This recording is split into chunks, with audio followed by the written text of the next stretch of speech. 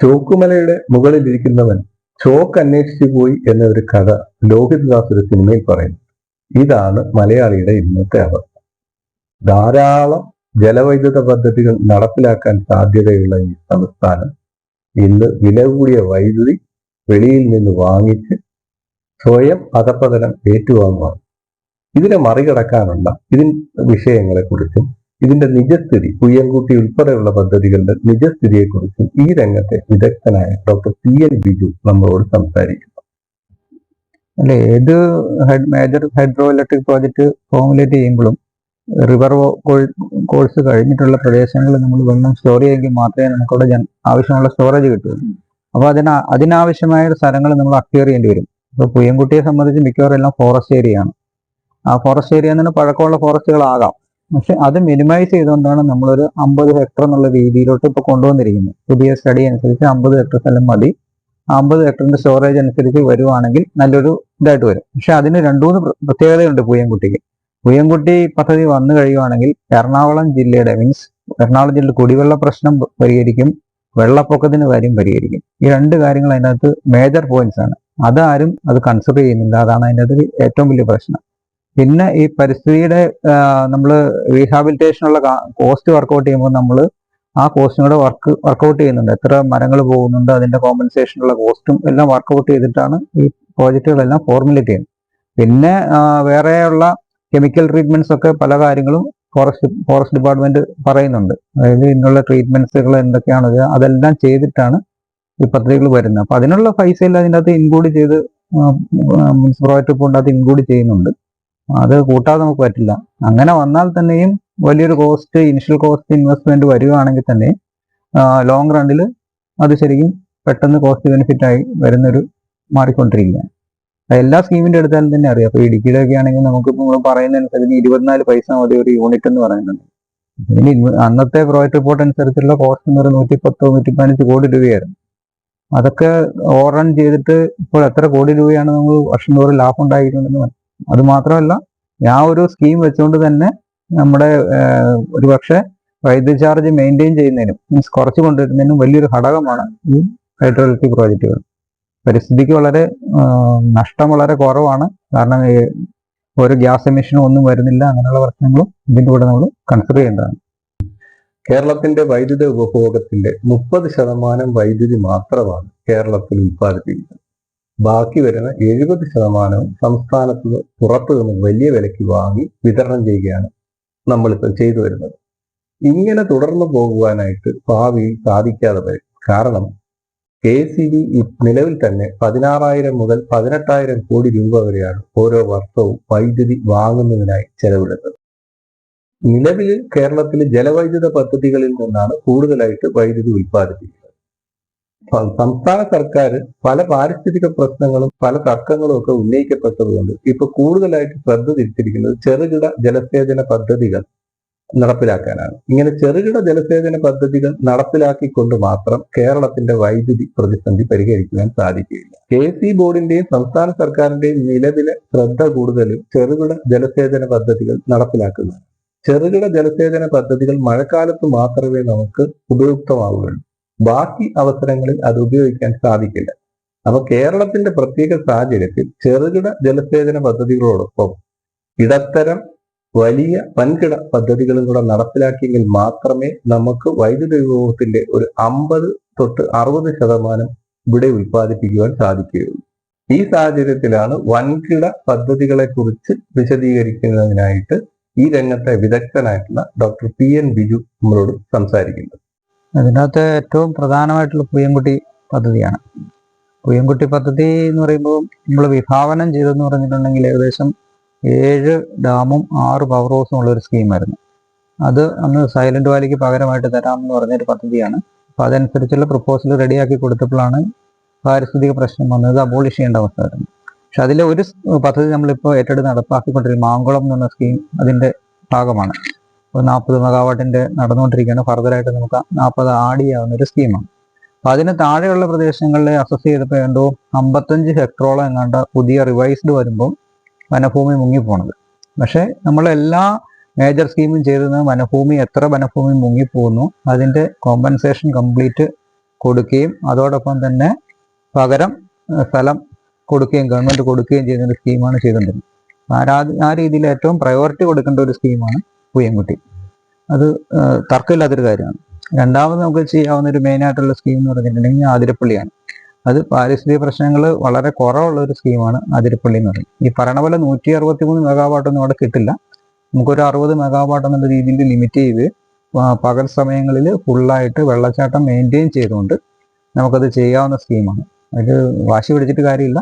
60 megawatt ചെയ്യാൻ പറ്റുക എല്ലാ പാരിസ്ഥിതിക പ്രശ്നങ്ങളും ഒഴിവാക്കിക്കൊണ്ട് നമുക്ക് ചെയ്യാവുന്ന ഒരു സ്കീമാണ്. പിന്നെ മെയിനായിട്ട് ചെയ്യാവുന്ന പറഞ്ഞിട്ടുണ്ടെങ്കിൽ എടമലയാർ ഇപ്പോൾ ഒരു വലിയ പ്രശ്നം എന്ന് പറഞ്ഞാൽ എടമലയാർ കേരളത്തിലെ സെക്കൻഡ് ലാർജസ്റ്റ് സ്റ്റോറേജ് ഡാമാണ്. പക്ഷേ എടമലയാറിൻ്റെ കപ്പാസിറ്റി നമുക്ക് ഫുള്ളായിട്ട് യൂട്ടിലൈസ് ചെയ്യാൻ പറ്റുന്നില്ല. അവിടെ ചെറിയ സ്കീമേ ഉണ്ടോ, 75 മെഗാവാട്ടാണ് അവിടുത്തെ മൊത്തം ജനറേഷൻ വരുന്നത്. അപ്പോൾ അത് ഓക്മെന്റ് ചെയ്തുകൊണ്ട്, അതായത് പെരിങ്ങൽകുത്തിലെ വെള്ളം, പെരിങ്ങൽകുത്ത് വെറുതെ വെള്ളം ഒഴുകി പോവുകയാണ്. ഒരു സീസണിൽ പോലും ചെറിയൊരു ഡാമാണ് സ്റ്റോറേജ് കപ്പാസിറ്റി. അത് ഇങ്ങോട്ട് കൊണ്ടുവരാനുള്ള ഡൈവേർഷൻ സ്കീം അവിടെ ഓൾറെഡി നിൽപ്പുണ്ട്. ആ ഡൈവേർഷൻ സ്കീം ഡീപ്പൻ ചെയ്ത് അവിടെ നിന്ന് വെള്ളം ഇങ്ങോട്ട് കൊണ്ടുവന്ന് ഗേറ്റ് ഇട്ട് വെള്ളം കൊണ്ടുവന്നു കഴിഞ്ഞാൽ പെരിങ്ങൽകുത്തിലെ വെള്ളം ഇങ്ങോട്ട് ഡൈവേർട്ട് ചെയ്തിട്ട് എടമലയാറിൽ കൊണ്ടുവന്ന് അവിടെ ഒരു അഡീഷണൽ പവർ ഹൗസിന് ചെയ്യാവുന്നതാണ്. ഏകദേശം 75 മെഗാവാട്ടും കൂടെ അവിടെ കൃത്യമായിട്ട് ചെയ്യും. അതിൻ്റെ സ്റ്റഡിയും കാര്യങ്ങളൊക്കെ നടന്നുകൊണ്ടിരിക്കുകയാണ്.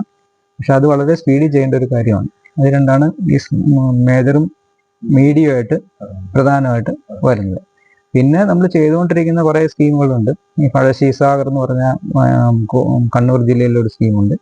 അതൊക്കെ എപ്പോഴും വെള്ളമുള്ള സ്കീമാണ്. ഇറിഗേഷൻ ഡാം ആയതുകൊണ്ട് മീഡിയമാണ്. അതൊക്കെ ഇതിനകത്ത് കൂടി ചെയ്തു പോകാവുന്ന സ്കീമുകളാണ്.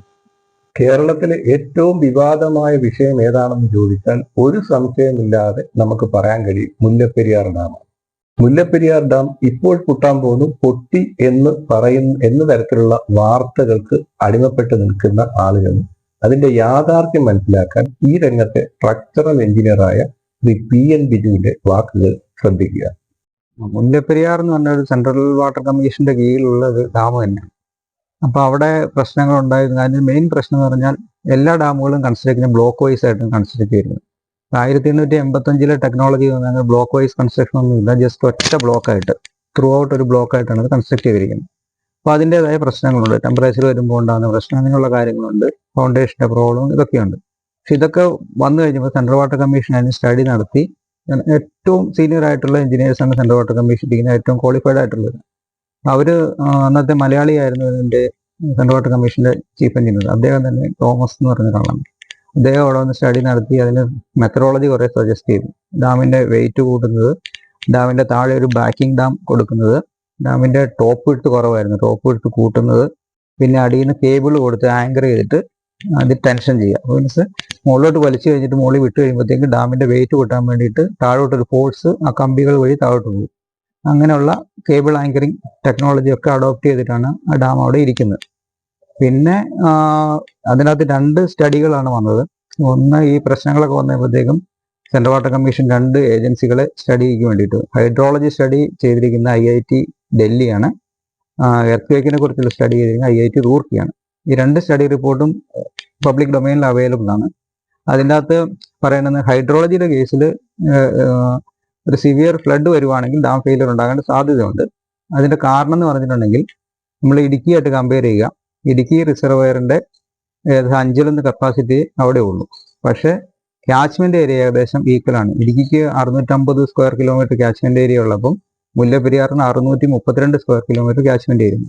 ദാറ്റ് മീൻസ് പെട്ടെന്ന് ഫ്ലഡ് വരാനുള്ള പോസിബിലിറ്റി കൂടുതലാണ്. അങ്ങനെ ഫ്ലഡ് വന്നു കഴിഞ്ഞാൽ ഡാമിന്റെ മുകളിൽ കൂടെ വെള്ളം ഓവർടോപ്പ് ചെയ്യുകയാണെങ്കിൽ ഫെയിലിയർ ഉണ്ടാകാം എന്നാണ് IIT ഡൽഹിയുടെ സ്റ്റഡി റിപ്പോർട്ട് പറയുന്നത്. അപ്പോൾ അതിനനുസരിച്ച് നേരത്തെ 10 വെന്റ് വേകൾ ഉണ്ടായിരുന്നുള്ളൂ മുല്ലപ്പെരിയാറിൽ. CWC സ്റ്റഡി നടത്തിയതനുസരിച്ച് 13 വെന്റ് വേ ആക്കിയിട്ട് കൂട്ടിയിട്ടുണ്ട്. അതാണ് ഒന്ന്. രണ്ടാമത്തെ എർത്ത് ഹിസ്റ്ററി ഇവർ വളരെ സ്റ്റഡി നടത്തി. ഈ ഭാഗത്തുള്ള എല്ലാ എർത്ത് അനലൈസ് ചെയ്തിട്ട് നമ്മൾ ഇലക്ട്രിസിറ്റി ബോർഡ് 70 മുതൽ ഞാൻ പറഞ്ഞല്ലോ എല്ലാ എർത്ത് അനലൈസ് ചെയ്യുന്നുണ്ട്. ആ ഭാഗത്ത് ആകെ ഒരു എർത്ത് കണ്ടേ ഉണ്ടായിട്ടില്ല മുല്ലപ്പെരിയാർ മേഖലയിൽ. അപ്പം അതുകൊണ്ട് അതൊരു പ്രശ്നം ആകുമെന്ന് തോന്നുന്നില്ല. സിസ്മിക് സോണ് 3 ഇത് കിടക്കുന്നത്, മുല്ലപ്പെരിയാർ ഇടുക്കി എല്ലാം കിടക്കുന്നത്. അപ്പോൾ അവിടെ വരാവുന്ന പരമാവധി ആക്സിലറേഷൻ ഇന്ത്യൻ സ്റ്റാൻഡേർഡ് കോഡ് അനുസരിച്ച് എർത്ത് ആക്സിലറേഷൻ ഡ്യൂ ടു ഗ്രാവിറ്റിയുടെ 0.16 ടൈംസ് ആണ് മാക്സിമം ഉണ്ടാകാനുള്ള ഒരു പോസിബിലിറ്റി ഉള്ളത്. ഇപ്പം അവരുടെ സ്റ്റഡി റിപ്പോർട്ടിനനുസരിച്ച് അങ്ങനൊരു പ്രശ്നങ്ങൾ കാണുന്നില്ല. പക്ഷെ സംഭവിക്കാമല്ലോ, എർത്ത് എന്ന് പറഞ്ഞാൽ എവിടെ വേണമെങ്കിൽ സംഭവിക്കാമല്ലോ എന്നുള്ളതാണ്. അത് അങ്ങനെ ഒരു കണ്ടീഷനിൽ വെച്ചുകൊണ്ട് ഇപ്പോഴത്തെ ഇതനുസരിച്ച് സേഫ് ആണ്. ഇനി ഏതെങ്കിലും കാര്യങ്ങൾ പറയേണ്ടത് സെൻട്രൽ വാട്ടർ കമ്മീഷനാണ്, സെൻട്രൽ ഗവൺമെന്റാണ്. പുതിയ ഡാം സേഫ്റ്റി ആക്ട് അനുസരിച്ച് ഇതിന്റെ കൺട്രോൾ എന്ന് പറഞ്ഞാൽ, അതായത് 2 ഡിസ്പ്യൂട്ടഡ് ആയിട്ടുള്ള ഡാമിന്റെ കൺട്രോൾ വരുന്നത് സെൻട്രൽ ഗവൺമെന്റാണ്. പ്രളയവും ഭൂകമ്പവും പ്രകൃതിക്ഷോഭവും എപ്പോൾ വേണമെങ്കിലും എവിടെ വേണമെങ്കിലും വരാം. എന്നാൽ പ്രശ്നങ്ങളെ പർവ്വതീകരിച്ച് വിവാദങ്ങളാക്കി വൻകിട പദ്ധതികളുടെ നിർമ്മാണത്തിന് തടസ്സം നിൽക്കുന്നത് ബുദ്ധിയാണോ എന്ന് ഓരോ മലയാളിയും ചിന്തിക്കേണ്ടതുണ്ട്. പദ്ധതികൾ നടപ്പിലാക്കാതിരിക്കാൻ നമ്മൾക്ക് ഒരുപാട് ന്യായവാദങ്ങളുണ്ട്. പക്ഷേ മറ്റു സംസ്ഥാനങ്ങൾ ആണവോർജ നിലയങ്ങളും വൻകിട ജലവൈദ്യുത പദ്ധതികളും സ്ഥാപിച്ച് ഉൽപ്പാദിപ്പിക്കുന്ന വൈദ്യുതി വൻ വിലയ്ക്ക് വാങ്ങി ഉപയോഗിക്കുന്നതിന് നമുക്കൊരു മടിയുമില്ല. സാധാരണ മലയാളിയുടെ ന്യായം തന്നെ. മിനക്കെടാൻ വയ്യ, മറ്റുള്ളവർ മിനക്കെട്ടുണ്ടാക്കുന്നത് വാങ്ങി ഉപയോഗിക്കാൻ മടിയുമില്ല. ഇത് എത്ര നാൾ ഇങ്ങനെ പോകും? മറ്റു സംസ്ഥാനങ്ങൾ വ്യാവസായികമായി വളരുമ്പോൾ പിന്നീട് അവിടെ നിന്നുള്ള വൈദ്യുതി അതേ തോതിൽ അതേ വിലയ്ക്ക് നമുക്ക് കിട്ടുമോ എന്നാണ് ഇതൊക്കെ ഒന്ന് മനസ്സിലാക്കുക. നന്ദി, നമസ്കാരം.